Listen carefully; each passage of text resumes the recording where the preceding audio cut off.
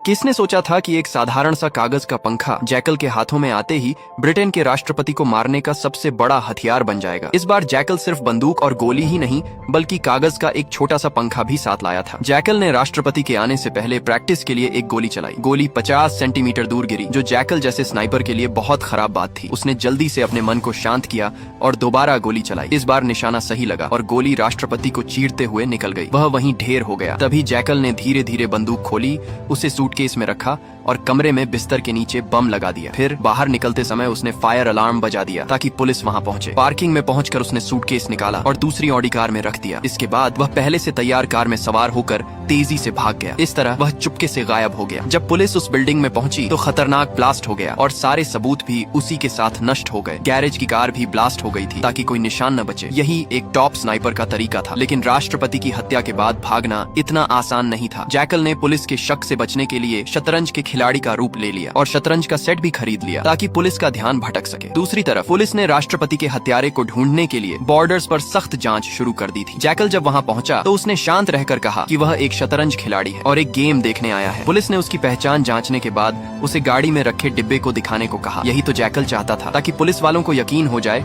कि वह शतरंज खिलाड़ी ही है। पुलिस ने उसका पतला दुबला शरीर देखकर सोचा कि वह शायद मुर्गी भी न मार सके और उसे जाने दिया। जल्द ही जैकल फ्रांस पहुंच गया। एक इंटरनेट कैफे में जाकर उसने अपनी यूएसबी कंप्यूटर में लगाई और अपने कॉन्ट्रैक्टर से पूछा कि राष्ट्रपति को मारने का पैसा कब आएगा। जैकल आज तक उस कॉन्ट्रैक्टर से नहीं मिला था। वह मिलना चाहता तो था, लेकिन अगले कॉन्ट्रैक्ट के लिए $10 लाख सुनकर उसका मन डोल गया। उसने और कुछ नहीं सोचा और हाँ कर दी। उसने कहा कि 5 लाख काम से पहले, बाकी के बाद में। कॉन्ट्रैक्टर भी मान गया और उसे लोकेशन बता दी। जैकल पहले लोकेशन पर गया। वहाँ कॉन्ट्रैक्टर की एक एजेंट ने जैकल को नया टारगेट दिखाया, लेकिन जब उसे टारगेट का पता चला तो उसने कीमत 5 लाख से सीधे 10 करोड़ कर दी, क्योंकि यह टारगेट दुनिया का सबसे अमीर आदमी था और उसकी सुरक्षा बहुत सख्त थी, जिसे मारने में काफी मेहनत लगेगी। इसके बाद जैकल ने स्पेन में अपने विला में पहुंचकर देखा कि उसकी पत्नी बच्चों के खिलौने समेट रही थी। जैकल को सामने देखकर उसकी पत्नी का दुखी चेहरा एक मासूम मुस्कान में बदल गया। पत्नी को लगा कि वह अपनी बिजनेस ट्रिप से जल्दी लौट आया है, लेकिन उसे नहीं पता था कि उसका पति दुनिया का सबसे खतरनाक स्नाइपर है। जब उसकी पत्नी खाना बनाने गई,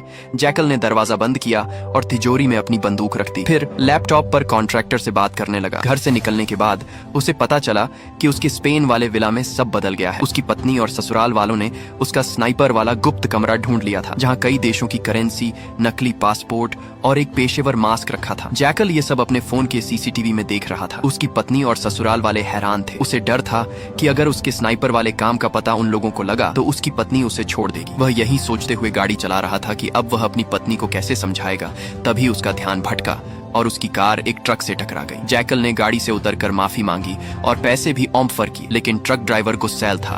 वह नहीं माना। जैकल उसे वहीं खत्म करने की सोच रहा था। तभी एक पुलिस की गाड़ी वहां से गुजरी। जैकल नहीं चाहता था कि पुलिस का ध्यान उसकी ओर जाए, लेकिन ड्राइवर ने पुलिस को बुला लिया। जैकल ने शांत रहकर नकली दस्तावेज दिखाए, लेकिन पुलिस को शक हुआ क्योंकि राष्ट्रपति की मौत की आग अभी ठंडी नहीं हुई थी। पुलिस ने उसका सामान चेक किया और उसे वहाँ एक बंदूक दिख गई। अगले ही सेकंड जैकल ने पुलिस वाले को मार डाला। फिर उस ट्रक ड्राइवर का काम भी तमाम कर दिया। जैकल ने चुपके से बंदूक से अपने निशान मिटाए और उसे ड्राइवर और पुलिस के हाथ में रख दिया, ऐसा दिखाने के लिए कि दोनों आपस में लड़कर मर गए। फिर वह अपनी कार लेकर भाग गया। एक सुनसान पार्किंग में पहुंचकर उसने नंबर प्लेट हटाई और तेजाब छिड़क कर अपने निशान मिटा दिए। लेकिन उसकी असली मुश्किल थी अपनी पत्नी को मनाना। उसने पत्नी को होटल में बुलाया और फिर से झूठ बोल दिया कि वह बस एक कंपनी के लिए जासूस है और कुछ नहीं। जैकल ने अपने स्नाइपर होने की बात फिर से छुपा ली। फिर उसने कहा कि एक आखिरी काम के बाद वह इतना पैसा कमा लेगा कि यह सब जासूसी भी छोड़ देगा, फिर वे खुशहाल जिंदगी जी सकेंगे। लेकिन उसकी पत्नी को नहीं पता था कि अब वह जिस आदमी को मारने वाला था वह कोई आम इंसान नहीं था। वह दुनिया का सबसे अमीर आदमी चार्ल्स था, जो इतना अमीर था कि उसने पूरा का पूरा आइलैंड ही खरीद लिया और अपनी सुरक्षा के लिए वहीं पर रहता था। इस खतरनाक मिशन के लिए जैकल ने कॉन्ट्रैक्टर की उस एजेंट से फिर से मुलाकात की और इस बार 10 करोड़ रुपए मांगे, जिसके लिए वह मान गई। आधे पैसे मिलने के बाद वह हंगरी के एक पुराने कारखाने में पहुंचा, जहां उसने अपने भरोसेमंद मैकेनिक से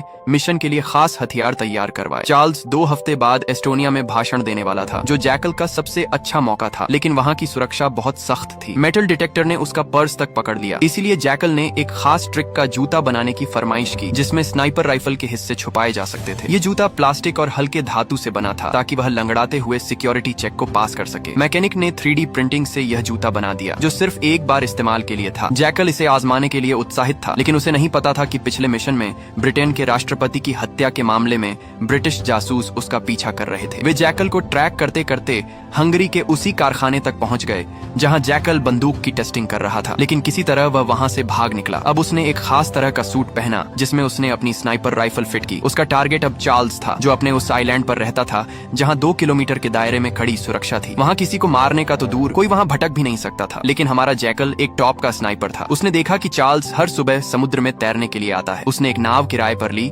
और नाव के मालिक को मार डाला। फिर समुद्र में स्नाइपिंग की तैयारी शुरू कर दी। बंदूक, गोली, स्टैंड सब कुछ रेडी था, लेकिन समुद्र की लहरें इतनी भयंकर थीं कि निशाने को मुश्किल बना रही थीं। उसी रात जैकल ने एक खास बैलेंस मेंटेन करने वाला डिवाइस भी ढूंढ निकाला। अगले दिन बोट पर पहुंचकर उसने 4 गोलियां निकाली और पहली गोली से ही बिल्कुल सटीक निशाना लग गया। लेकिन तभी वहां एक ड्रोन आ गया। जैकल ने जल्दी से अपनी स्नाइपर को कपड़े से ढक दिया और मछली पकड़ने की एक्टिंग करने लगा। लेकिन सिक्योरिटी वालों को थोड़ा शक था, तो उन्होंने चेक करने की सोची। दूसरी तरफ चार्ल्स अपनी कड़ी सुरक्षा के साथ तैरने के लिए बाहर निकल आया और समंदर की तरफ बढ़ने लगा। तभी जैकल ने अपनी स्नाइपर राइफल तैयार की, लेकिन पास से गुजर रही एक तेज नाव के भंवर से उसकी नाव हिल गई और मौका चूक गया। तब तक चार्ल्स समुद्र में उतर चुका था। दूसरी तरफ चार्ल्स की सिक्योरिटी टीम जैकल की तरफ बढ़ रही थी, तो जैकल ने उसे बिना कुछ सोचे समझे मार डाला। अगले ही पल एक ड्रोन उसके पास आ धमका, लेकिन जैकल ने सिग्नल जैमर की मदद से उसे फ्यूज कर दिया। सिक्योरिटी हेड ने तभी वार्निंग दे दी कि कोई स्नाइपर उनके ऊपर एम करके बैठा है। हड़बड़ी में सिक्योरिटी ने चार्ल्स को बचाने के लिए उसे पानी में नीचे डुबा दिया। जैकल ने शांत रहकर गिनती शुरू की, ये जानते हुए कि चार्ल्स को सांस लेने के लिए बाहर आना ही होगा। उसने तीसरी गोली चलाई जो गलती से गार्ड को लगी। ये देखकर चार्ल्स पानी में इधर उधर भागने लगा। वहीं दूसरी तरफ जैकल ने उसके नाम की गोली बंदूक में डाल चुकी थी। उसने अपने तेज दिमाग का यूज करते हुए अंदाजे से निशाना लगाया और चार्ल्स की गर्दन के आर पार गोली डाल दी और उसे मार डाला। फिर वहां से भाग निकला। मिशन पूरा करके जैकल एयरपोर्ट पहुंचा। वहां से उसने कॉन्ट्रैक्टर को उसके बचे हुए पैसे के लिए मैसेज कर दिया और अपनी स्नाइपर राइफल कन्वेयर बेल्ट पर ही छोड़ दी। जैकल स्पेन अपने घर पहुंचा और उसे पता चला कि उसकी पत्नी और बेटा गायब हैं। उसकी पत्नी को उसका सच पता चल चुका था कि वह कोई एजेंट नहीं बल्कि दुनिया का सबसे खतरनाक स्नाइपर है, इसलिए वह उसे छोड़कर भाग निकली थी। तभी एजेंट महिला ने फोन किया और बताया कि वह स्पेन में है और उसे कुछ पैसे वैसे नहीं मिलने वाले। इतना कहकर उसने फोन काट दिया। तब जैकल को समझ आया कि उसके साथ बहुत बड़ा धोखा हुआ है। यही नहीं बल्कि कॉन्ट्रैक्टर की उस एजेंट ने पुलिस वालों को उसकी लोकेशन भी सेंड कर दी थी। जैकल ने बचे हुए पैसे, पासपोर्ट और हथियार लिए और भागने की तैयारी करने लगा। तभी पुलिस वाले घर के बाहर आ धमके और उसी समय जैकल का साला भी नशे में घर लौटा। पुलिस वालों ने उसे जैकल समझकर गोली चला दी। पुलिस को देखकर जैकल ने लाइट बंद की और अपने गुप्त कमरे की एक तरफा शीशे वाली दीवार के पीछे छिप गया। पुलिस वाली ने दीवार की जांच की